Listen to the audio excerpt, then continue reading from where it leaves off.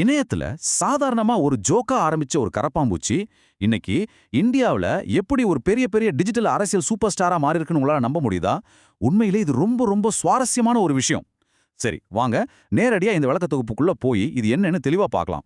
இப்ப இந்த படத்தை பாருங்க. கோட் சூட் எல்லாம் போட்டுட்டு கம்பீரமா நிக்கிற இந்த ஏஐ கரப்பாம்பூச்சி தாங்க இப்போ இணையத்தையே கலக்கிட்டு இருக்கிற கரப்பாம்பூச்சி ஜனதா கட்சி, அதாவது சுருக்கமா சிஜேபியோட அதிகாரப்பூர்வ சின்னம். பார்க்கவே கொஞ்சம் விசித்திரமா இருக்குல்ல, ஆனா இதுக்கு பின்னாடி இருக்கிற கதை இதை விட ரொம்ப சுவாரஸ்யமானது. இந்த இயக்கம் எந்த அளவுக்கு வேகமா மக்கள் கிட்ட ரீச் ஆயிருக்குன்னு உங்களுக்கு தெரியுமா? இந்த ஒரு நம்பரை மட்டும் பாருங்க, 1 கோடி. ஆமாங்க, ஆரம்பிச்ச ஒரு வாரத்துக்கும் குறைவான காலத்திலேயே சிஜேபியோட இன்ஸ்டாகிராம் அக்கவுண்ட் 1 கோடி ஃபாலோவர்களை தாண்டி எல்லாரையுமே ஆச்சரியத்துல உறைய வச்சிருக்கு. இந்த ஜோக் எந்த அளவுக்கு சீரியஸா மாறி இருக்குன்னு இந்த ஒப்பீட்டை பார்த்தாலே உங்களுக்கு புரியும். உலகின் மிகப்பெரிய அரசியல் கட்சிகள்ல ஒன்னான ஆளும் பிஜேபிக்கு இன்ஸ்டாகிராம்ல சுமார் 87 லட்சம் ஃபாலோவர்கள் இருக்காங்க. ஆனா சும்மா பகடிக்காக ஆரம்பிக்கப்பட்ட இந்த சிஜேபி 1 கோடி ஃபாலோவர்களை பெற்று அவங்களையே முந்திடுக்கினா பாத்துக்கோங்களேன். இது சாதாரணமான விஷயமே கிடையாது. சரி, இந்த அசுர வளர்ச்சி எப்படி சாத்தியமாச்சு? இதோட டைம்லைனா கொஞ்சம் பின்னாடி போய் பார்க்கலாம். கடந்த வாரம் இந்தியாவோட தலைமை நீதிபதி போலி பட்டங்களை வச்சிருக்கிற வேலையில்லாத இளைஞர்களை கரப்பாம்பூச்சிகளோட ஒப்பிட்டதா ஒரு தகவல் பரவுச்சு. உடனே இணையத்துல மிகப்பெரிய கொந்தளிப்பு உருவானது. அந்த கோபத்தையும் விரக்தியையும் 30 வயசான அபிஜித் டிப்கேங்கிற ஒரு மாணவர் அப்படியே இந்த கரப்பாம்பூச்சி ஜனதா கட்சிங்கிற தளமா மாத்திட்டாரு. டிப்கே அந்த விமர்சனத்தை அப்படியே தனக்கு சாதகமா பயன்படுத்திக்கிட்டாரு. அவர் ஏன் கரப்பாம்பூச்சி சின்னமா தேர்ந்தெடுத்தாருன்னு நீங்க யோசிக்கலாம். ஏன்னா கரப்பாம்பூச்சிங்கிறது ரொம்ப சாதாரண ஒரு உயிரினமா இருக்கலாம், ஆனா அது ரொம்ப பிடிவாதமானது, எந்த சூழ்நிலைக்கும் தன்னை மாத்திக்கக்கூடியது, எவ்வளவு மோசமான நிலைமையிலும் உயிர் வாழக்கூடியது, எந்த எதிர்பார்ப்பும் இல்லாம எவ்வளவு கஷ்டங்கள் வந்தாலும் தாங்கி நிக்கிற இளைஞர்களோட நிலைமையை இது குறிக்குதுன்னு அவங்க சொல்றாங்க. இந்த இயக்கம் முழுமையாவே இணைய கலாச்சாரம் அப்புறம் பகடிய அடிப்படையா வச்சுதான் உருவாக்கப்பட்டிருக்கு. இதுல உறுப்பினர் ஆகிறதுக்கான தகுதிகளை கேட்டாலே உங்களுக்கு சிரிப்பு வந்துடும். இங்க லிஸ்ட் பண்ணியிருக்க மாதிரி நீங்க வேலையில்லாதவரா இருக்கணும், சோம்பேறியா இருக்கணும், எப்போ பார்த்தாலும் இன்டர்நெட்ல இருக்கணும், அப்புறம் மிக முக்கியமா தொழில் முறையா புலம்பும் திறன் உங்களுக்கு இருக்கணும். இந்த வெளிப்படையான கிண்டல் தான் இளைஞர்களை ரொம்பவே ஈர்த்திருக்கு. ஆரம்பத்துல சும்மா ஒரு நகைச்சுவையா ஆரம்பிச்ச இது ரொம்ப சீக்கிரமாவே நிஜமான ஆக்ஷனா மாறிடுச்சு. பல்லாயிரக்கணக்கான இளைஞர்கள் கூகுள் ஃபார்ம்ஸ் வழியா இதுல மெம்பர் ஆனாங்க.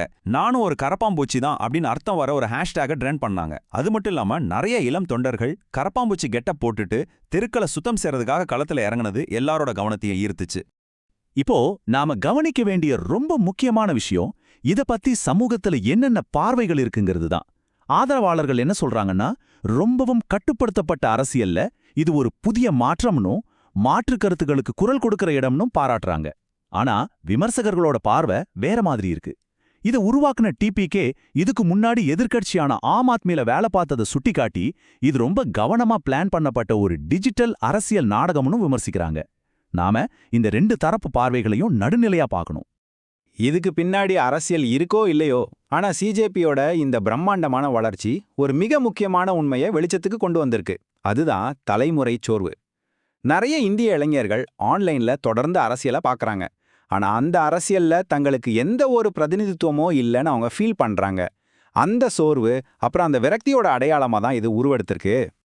இதை நாம இன்னும் கொஞ்சம் தெளிவா புரிஞ்சுக்கலாம். இந்தியாவோட மக்கள் தொகையில 30 வயசுக்கு உட்பட்டவங்க மட்டும் சுமார் 70 கோடி பேர் இருக்காங்க. ஆனா இந்த சார்ட்டை பாருங்க, ஒரு மிகப்பெரிய அதிர்ச்சி என்னன்னா 29% இளைஞர்கள் அரசியலை முழுமையாவே தவிர்க்கிறாங்க. வெறும் 11% பேர் தான் ஏதாவது ஒரு அரசியல் கட்சியில முறையான உறுப்பினரா இருக்காங்க. மீதி 60% பேர் எந்த சார்பும் இல்லாம விலகியே இருக்காங்க. இது இளைஞர்களுக்கும் அரசியலுக்கும் நடுவுல இருக்கிற மிகப்பெரிய இடைவெளியை காட்டுது. சரி, இந்த மீம் கட்சிக்கு பின்னாடி இருக்கிற நிஜமான காரணங்கள் தான் என்ன? ஒரு பக்கம் பொருளாதாரம் வேகமா வளர்ந்துட்டு இருந்தாலும் அது தங்களுக்கு ஒரு நிலையான வேலையையோ இல்ல வாழ்க்கையில ஒரு முன்னேற்றத்தையோ கொடுக்கலைங்கிற ஆழமான கவலையில இளைஞர்கள் இருக்காங்க. படிச்சு முடிச்சும் வேலை கிடைக்குமாங்கிற பயம், ஏறிக்கிட்டே போற வாழ்க்கை செலவு, பொருளாதார ஏற்றத்தாழ்வு, இது எல்லாம் தான் இந்த விரக்திக்கு முக்கியமான எரிபொருளா இருந்திருக்கு. இதோட ஃபவுண்டர் அபிஜித் டிப்கே சொல்ற இந்த கோட்டை பாருங்க. ஜென்செட் தலைமுறை பாரம்பரிய அரசியல் கட்சிகளை கைவிட்டுட்டு தங்களுக்கு புரியுற மொழியில தங்களுக்கென ஒரு அரசியல் முன்னணியை உருவாக்க விரும்புறாங்க. இதனால தான் சிஜேபியோட தளத்துல எந்த ஒரு ரெகுலரான அரசியல் அறிக்கையும் இருக்காது. அதுக்கு பதிலாக கேலி பண்ற மாதிரியான ஃபார்ம்ஸ், இணைய பகடிகள், அப்புறம் தங்களோட விரக்தியை வெளிப்படுத்துற மாதிரியான ஒரு புது மொழியை அவங்க பயன்படுத்துறாங்க. இதை நாம கொஞ்சம் உலகளாவிய பார்வையோடும் ஒப்பிட்டு பார்க்கணும். வேலைவாய்ப்பின்மை, விலைவாசி உயர்வு, இதே பொருளாதார கோபங்கள் காரணமா சமீபத்துல இலங்கை, நேபாளம், வங்கதேசம்னு நம்ம அண்டை நாடுகள்ல இளைஞர்கள் தலைமையில நடந்த மாபெரும் போராட்டங்கள் அரசாங்கங்களையே வீழ்த்தினதை பார்த்தோம். இந்தியாவுல அந்த மாதிரி நேரடியான பெரிய அளவிலான போராட்டங்கள் நடக்கலைனாலும் அங்க இருந்த அதே அடிப்படையான அழுத்தங்கள் இங்கேயும் இருப்பதை நம்ம கண்டிப்பா மறுக்க முடியாது. அரசியலும் இப்படி நகைச்சுவையும் ஒன்னு சேர்வது உலகத்துக்கு ஒன்னும் புதுசு கிடையாதுங்க. உதாரணத்துக்கு இட்டாலியில பெப்பே கிரில்லோங்கிற ஒரு நகைச்சுவையாளர் தான் 5 ஸ்டார் மூவ்மெண்ட் அப்படிங்கிற ஒரு அரசியல் கட்சியை தொடங்கினாரு.